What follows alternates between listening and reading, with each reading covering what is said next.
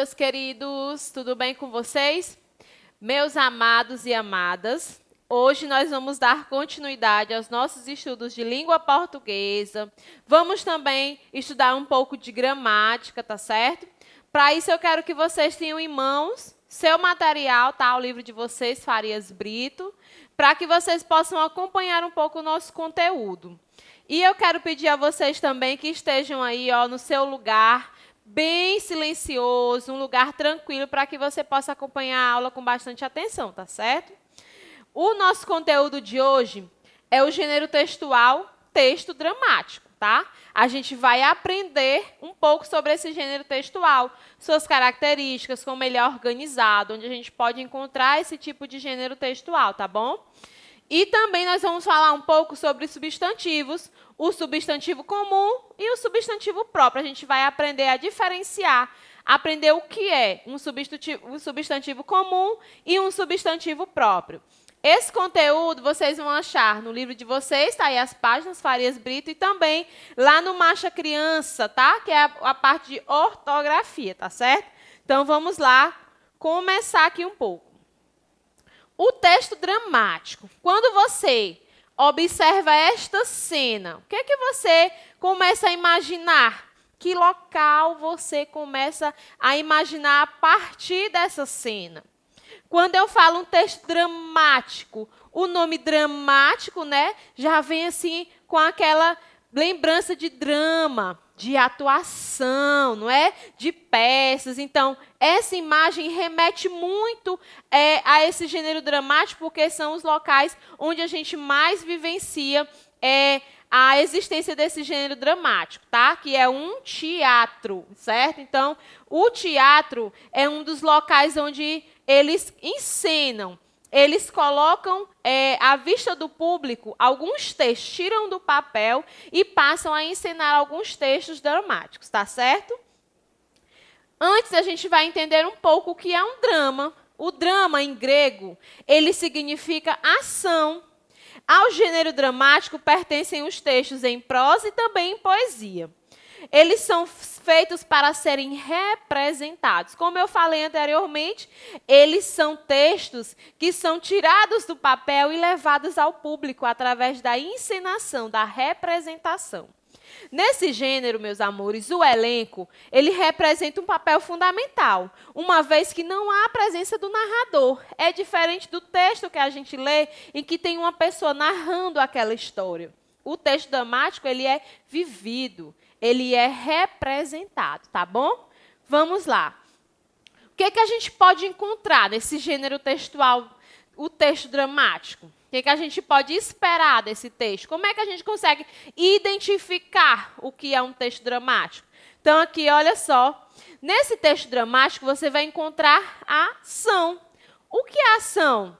A ação são os acontecimentos vividos pelos personagens. Então, a ação nesse texto, ela mostra o que é que aquele personagem vai viver a partir do texto que lhe foi escrito. Também, no texto dramático, vai ter tempo, o momento em que decorre a ação, aquele momento em que está sendo vivenciado. Será que é num tempo passado? É num tempo presente ou num tempo futuro? Então, o tempo também está presente no texto dramático. O espaço também é de fundamental importância, que é o lugar ou os lugares onde se desenvolve essa ação. São o cenário, que a gente pode chamar assim, né? Os cenários de onde vai acontecer, de onde vai ser representado aquele texto. Nós também vamos ter os personagens, que são as entidades que se envolvem na ação. São as pessoas, ou os bonecos, que representam, né, a ação, que representam o que aquele personagem vai viver a partir do texto que lhe foi escrito, certo? Então, no texto dramático, nós vamos encontrar ação, tempo, espaço e personagens, tá? Esses são os componentes desse gênero textual. E o que é o teatro? Eu mencionei a vocês que o gênero textual, esse gênero dramático, são os textos que são escritos para serem representados. Então, um lugar muito fácil de ser encontrado um gênero textual é no teatro.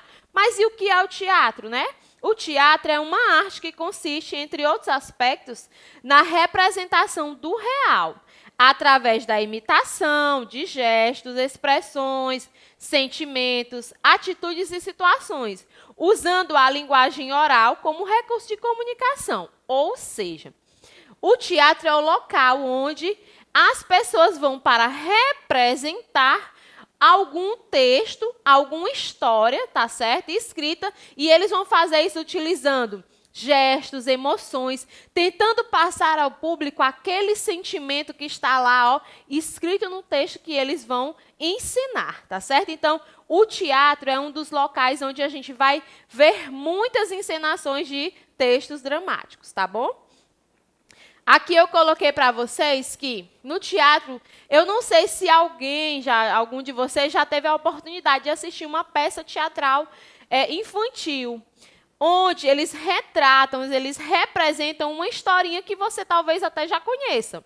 Aqui eu coloquei aqui, ó, a história do rei, né, do sapo e da princesa. Nós temos o Mágico de Oz, que é muito conhecido, e também Alice no País das Maravilhas. São algumas peças infantis retiradas de livros conhecidos, histórias conhecidas, que eles passam a representar. Eles vão ao teatro utilizando o texto dramático para ser representada aquela história. Uma coisa interessante que eu quero que vocês observem que no texto dramático, na representação ou na encenação, apenas acontece a fala dos personagens, né?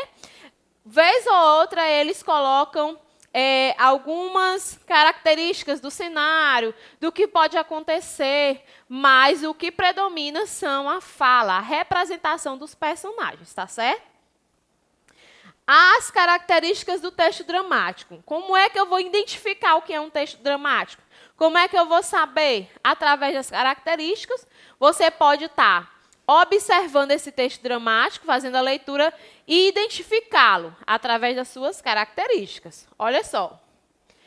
O discurso no texto dramático é sempre na segunda pessoa. Tu, vós. Além desse tipo de discurso, o texto dramático utiliza uma linguagem gestual, a sonosplastia e a luminotécnica. A sonoplastia quase não está saindo. É utilizada justamente nesse espaço, nesse cenário onde vai acontecer a dramatização, onde vai acontecer a representação.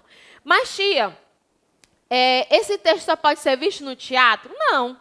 Alguns atores, eles utilizam espaços abertos para fazer a sua encenação.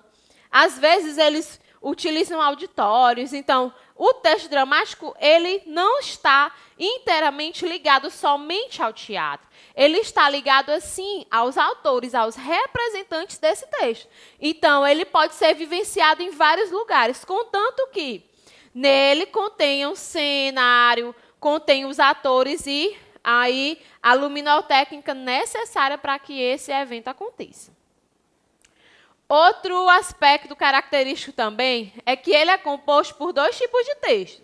Nós temos o texto principal, que corresponde às falas dos atores, e ele se divide em duas partes, tem duas ou mais partes. Nós temos aqui o monólogo, vocês já vão, ao final da aula também, pesquisar aí o que, de fato, você não entendeu na aula, você pode estar voltando o vídeo ou fazer uma pequena pesquisa. Olha só, o monólogo, uma palavra que eu tenho certeza que é diferente para vocês, que talvez vocês ainda não tenham ouvido. O monólogo, gente, é quando uma personagem está falando consigo mesma e ela expõe perante o público os seus sentimentos e os seus pensamentos. Esse monólogo também, geralmente, é apresentado em um teatro. É uma peça feita por uma só pessoa, onde essa pessoa vai passar para o público aquilo que ela está pensando e aquilo que ela está sentindo. É uma fala entre o personagem, tá, e o público, não diretamente uma conversa, um diálogo, mas uma representação de seus sentimentos e pensamentos. Por isso, monólogo de uma pessoa só. Essa pessoa vai pegar um texto, né, uma história e vai tentar expressar ao público. tá? Repassar aquele texto de acordo como ela está, de acordo com a visão, como é que ela está entendendo aquele texto, tá? Tem também o diálogo, que é a fala entre duas ou mais personagens, também muito vivenciada no teatro. Monólogo, apenas uma. Já o diálogo, é necessário mais de um personagem. Eles vão trocar falas, um diálogo entre duas ou mais personagens. Apartes. O que é o apartes na questão do texto dramático? É um comentário onde os personagens fazem diretamente para o público. Eles vão conversar com o público, eles vão ensinar, fazendo com que o público participe daquela representação. Meus amores, todos esses que eu estou falando aqui para vocês, todas essas partes, que são compostas pelo texto principal, correspondem ao texto principal, é como ele está dividido, tá certo? Aí nós vamos voltar aqui. Também nós vamos ter o texto secundário. O que vem a ser o texto secundário? É aquele texto que se destina ao leitor, ao encenador da peça, aos atores. E ele é composto pela listagem inicial das personagens. Então, o texto 1, ele equivale, né, ao texto principal, que é o texto onde os personagens vão representar. O texto 2 é aquele texto que vai dirigir, que vai mostrar aos atores o que vai ter na peça. Aí vai ter a listagem dos personagens, vai dar nome aos personagens, quem vai participar, vai dar informações sobre a estrutura, como vão ser divididas as cenas a partir da história do texto que vai ser representado, e como vai ser o cenário e também a vestimenta dos personagens. Afinal de contas, quando você vai ao teatro, quando você vai assistir uma peça, ou até mesmo uma novela, vamos dar um exemplo de uma novela de época, que são aquelas novelas que são representadas no passado. A vestuária, as roupas dos personagens têm que estar de acordo com a história. Assim também acontece lá no texto secundário, lá no teatro. Eles vão se reunir e vão observar o tipo de vestuário, o cenário onde vai se passar a história, tá bom? Aí nós temos aqui as diferenças entre um texto narrativo e um texto dramático. Para que vocês possam identificar, a partir do momento da leitura, o que é um texto narrativo e o que é um texto dramático, eu trouxe para vocês aqui uma ficha informativa. O texto narrativo é para ser lido. As personagens são caracterizadas ao longo do texto e apresentadas pelo narrador. Usa uma linguagem verbal. Olha só, se atentem às diferenças. Ainda no texto narrativo, os ambientes, que é o tempo e o espaço, eles são descritos pelo narrador. Quando eu digo numa bela manhã, há muito tempo atrás, ou num futuro distante, eu estou determinando o tempo, se é no presente, no passado ou no futuro. Então, o ambiente é determinado pelo narrador, também onde o espaço. Numa bela manhã em um bosque ou num castelo amaldiçoado. Então, o ambiente e o espaço é determinado pelo narrador. O texto também apresenta um discurso direto, onde a fala dos personagens, né? E o discurso indireto, onde o narrador também conta o que dizem as personagens. Então, essas são as características de um texto narrativo. E aqui, para diferenciar do texto dramático, né, eu vou já mostrar para vocês. Ainda no texto narrativo, você vai ver que o tempo verbal predominante é o pretérito, né, o pretérito perfeito ou imperfeito. E predominam a primeira e a segunda pessoas gramaticais. Eu, tu, nós, vós e o pronome me também, tá certo? Já aqui a ficha informativa do texto dramático, você vai perceber que esse não é para ler, é para ser representado. É uma história em que você vai representar, você não vai apenas ler, você vai ensinar. As personagens são encarnadas por atores, ou seja, os personagens eles são vivenciados, são representados por pessoas, por atores. Usa a linguagem verbal e não verbal. Os ambientes são fornecidos pelos cenários, pelos efeitos de som e luz. É diferente lá do nosso texto narrativo, onde a gente já vê a imagenzinha lá do cenário, usa a nossa imaginação. O ambiente é fornecido de acordo com a história, tá? E também do espaço onde vai acontecer a representação. O texto apresenta apenas discurso direto, ou seja, somente a fala dos personagens. Não tem um narrador contando a história. O tempo verbal predominante é o presente e predomina sempre a terceira pessoa gramatical, tá certo? Ele, ela, eles, elas, ok? Entendido até aí? Qualquer dúvida, voltem lá no início do nosso slide. No livro de vocês, tá? Você vai encontrar aí essa parte onde fala de um texto que foi transformado em um texto dramático. Eu quero que vocês leiam essas páginas para que vocês possam entender melhor como é feito, como é organizado esse texto dramático. Logo no início, você vai ter em destaque quem são os personagens, o cenário, que é o local onde vai acontecer, e observem que durante o texto, quem aparece primeiro aqui, antes das frases, antes das falas, é o nome dos personagens. Então, só em olhar você já vai entender que esse não é um texto narrativo, não é dividido em parágrafos também. E o nome dos personagens sempre aparece antes da fala, tá bom? São essas duas páginas aqui. Aí, nesse primeiro texto aqui, você pode ver que a gente já identificou os personagens, a onça, a anta e o macaco. E o cenário vai se passar em uma clareira na floresta, tá certo? Durante a encenação, quando você for ler, você vai ver também que tem alguns detalhes, algumas ações, alguns movimentos realizados pelos personagens que o autor desse trecho dramático ele identifica. Quando ele diz aqui, a anta começa a repartir os bolinhos em 3 partes iguais. Aí, a onça diz, o que você está fazendo? Tem 15 bolinhas no total, estou dividindo por 3, disse a anta. Logo no parêntese, ele coloca o que a anta fez, ó, acabando de repartir. Então, ao momento que ela estava repartindo, o autor aqui do texto, ele colocou uma ação, um movimento realizado pelo ator, que você pode imaginar como é que ele estava acontecendo, como ele estava fazendo aquele tipo de atitude, tá certo? E agora, para a gente continuar, nós vamos falar um pouco de gramática. O nosso conteúdo é o substantivo comum e o substantivo próprio. Vamos lá.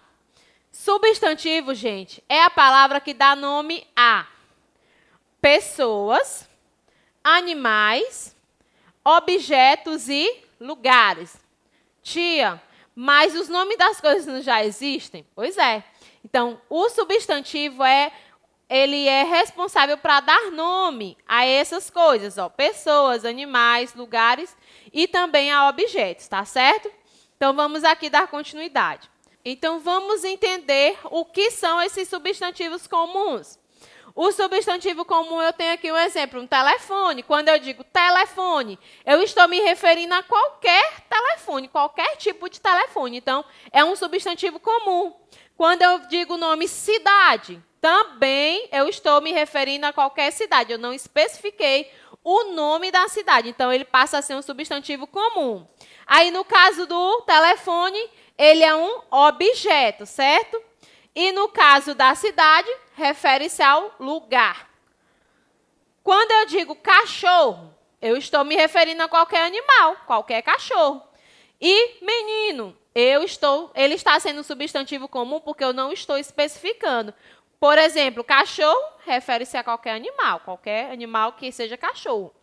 Menino, qualquer criança aí do sexo masculino, que é se referente a uma pessoa. Então, o substantivo comum, ele deu nome a essas coisas. Ao animal, que chamou cachorro, a pessoa, que é o menino ou menina.